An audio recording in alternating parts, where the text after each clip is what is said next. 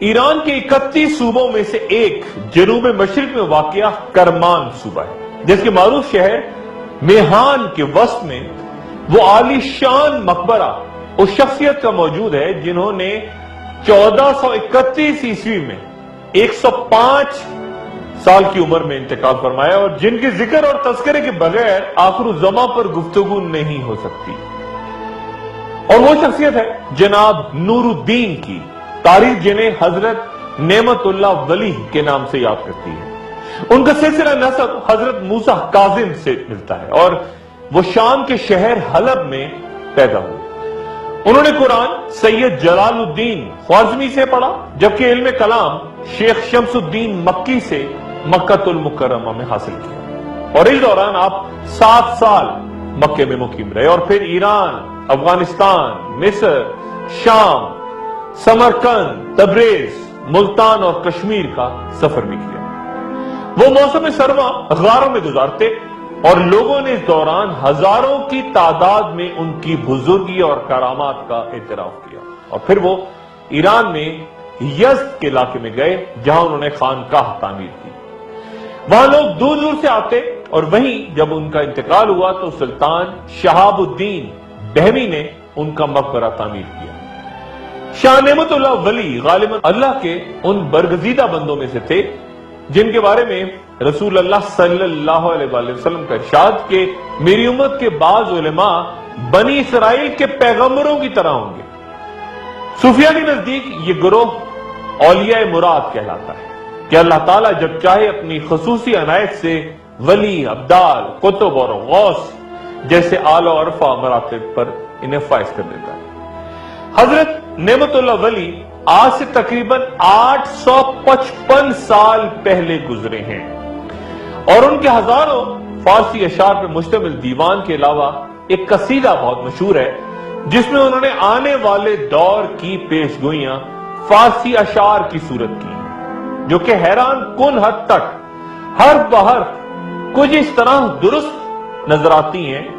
کہ انہوں نے 100 سے 700 سال بعد آنے والے برِ صغیر کے بادشاہوں کے نام تک ترتیب کے ساتھ بیان کر دیے، جب وہ پیدا بھی نہیں ہوئے تھے وہ بادشاہ۔ مثلا مغل بادشاہ تیمور کا تذکرہ ان کے اشعار میں بادشاہ کی پیدائش سے 200 سال پہلے کا ہے۔ اسی طرح لودھی خاندان کے حکمرانوں سکندر لودھی اور ابراہیم لودھی کا ذکر ان کے یہاں ملتا ہے، اور پھر مغلیہ خاندان کے بابر، ہمایوں، شیر شاہ سوری جو درمیان میں آئے، اکبر، جہانگیر، شاہجہاں، سب کے قصے ناموں کے ساتھ بیان کرتے نعمت اللہ شاہ ولی پھر انگریزوں کی آمد کا احوال بھی بیان کرتے ہیں۔ صرف ہندوستان کے ہی نہیں بلکہ وہ حجابات کے تمام پردے اٹھاتے ہیں جو آخر الزماں تک پیش آنے والے کم و بیش تمام واقعات اور حوادث کو اپنے قصیدوں میں پھر وہ بیان کرتے نظر آتے ہیں۔ کئی قصیدوں میں وہ پیدا شد کی ردلیف استعمال کرتے ہیں، یعنی پیدا ہوگا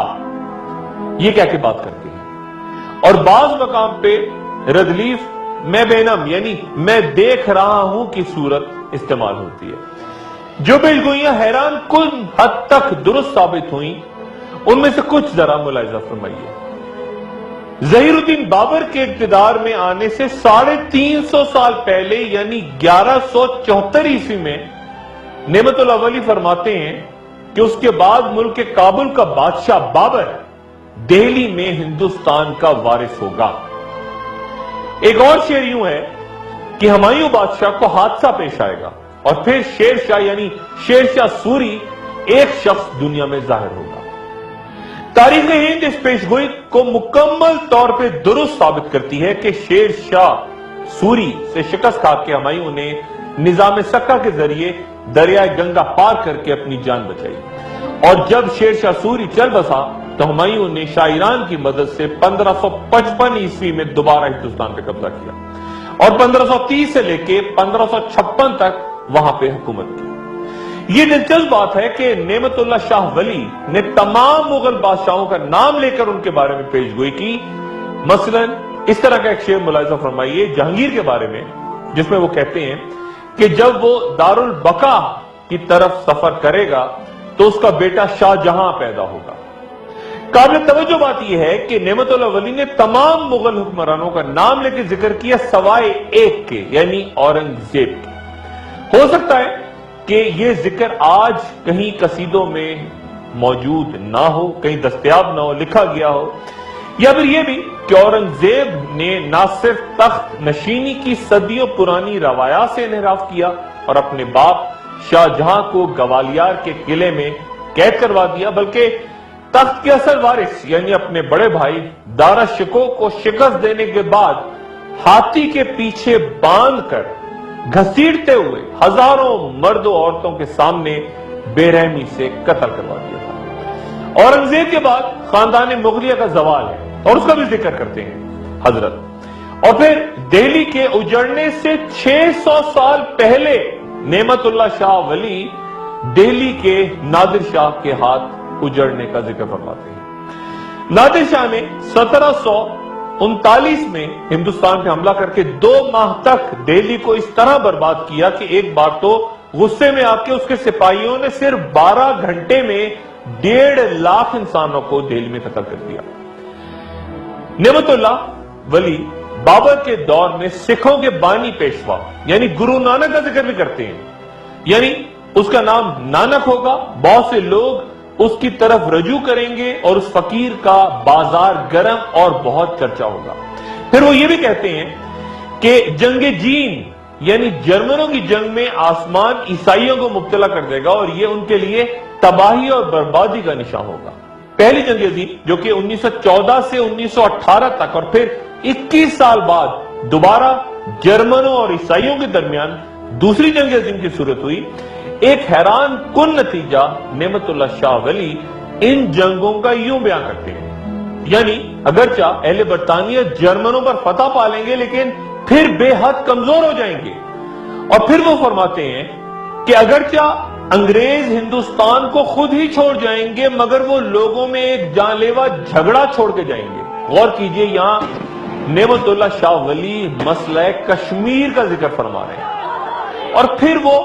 کئی سال بعد سقوط ڈھاکہ کے پیش گوئی بھی کرتے ہیں، یعنی مسلمانوں پر اپنے ملک کی زمین تنگ ہو جائے گی اور تباہی و بربادی ان کی تقدیر میں ظاہر ہوگی۔ پھر نعمت اللہ شاہ ولی 1965 کی جنگ کا تذکرہ این دنوں کتنے ڈیز میں یہ لڑی گئی اس کی مدت کے ساتھ بیان کرتے ہیں اور فرماتے ہیں کہ 17 روز کی جنگ کے بعد اللہ کے فضل و کرم سے اسلام کی غازی خوریزی کر کے کامیاب ہوں گے۔ ماضی میں حیران کن حد تک درست ہوتی پیشگوئیوں کے بعد ذرا زمانہ حال کی پیشگوئی پہ نظر ڈالیں اور پھر میں آپ کو یہ بتاؤں گا کہ نعمت اللہ شاہ ولی مستقبل کے بارے میں کیا کہتے ہیں، عصر حاضر کے بارے میں بے شمار ان کی روایات، لیکن ایک شعر ذرا ملاحظہ فرمائیے، یعنی اس وقت کسی کو اہل حق نہ دیکھے گا، لوگ چور اور ڈاکوؤں کے سر پہ دستار رکھیں گے۔ آخر الزماں کے بارے میں 855 سال پہلے نعمت اللہ ولی کی پیشگوئیاں انتہائی اہم تصور ہوتی ہیں کہ ماضی و حال میں ان کی تمام جتنی باتیں انہوں نے کہیں وہ ہو بہو پوری ہوئی۔ مستقبل کے کسی دور کے بارے میں وہ فرماتے ہیں کہ اس واقعے کے بعد، کس واقعے کے بعد یہ واضح نہیں کہ وہ کہتے ہیں کہ اس واقعے کے بعد ہندوستان میں ایک شورش ظاہر ہوگی اور اس سرزمین پہ فتنہ و فساد بپا ہوگا۔ کس واقعے نے یہ ہنگامہ شروع کیا اس کے بارے میں جیسے میں نے پہلے بیان کیا کوئی نہیں جانتا۔ پھر وہ کہتے ہیں کہ یعنی اس کلفشار کے وقت بت پرست قوم کلمہ گو مسلمانوں پر اپنے ہندوانہ قہر و غضب کے ساتھ ظاہر ہوگی۔ اس جنگ کے دوران یہاں لڑتے مسلمانوں کے بارے میں 3-4 اشعار انتہائی توجہ طلب ہیں، یعنی ان کی مدد کے لیے شمال مشرق کی طرف سے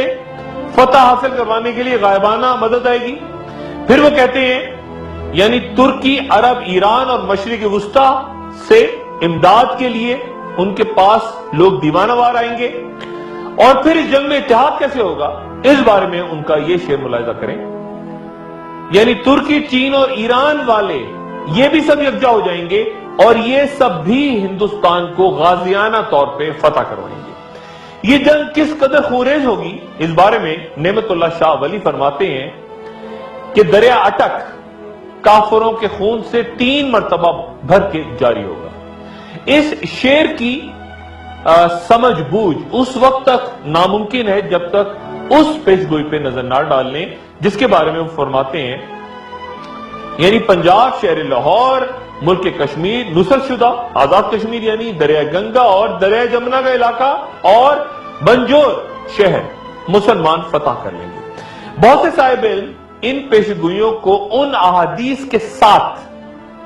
ان کے تناظر میں دیکھتے ہیں جہاں پہ ذکر ہوا ہے غزوہ ہند کا۔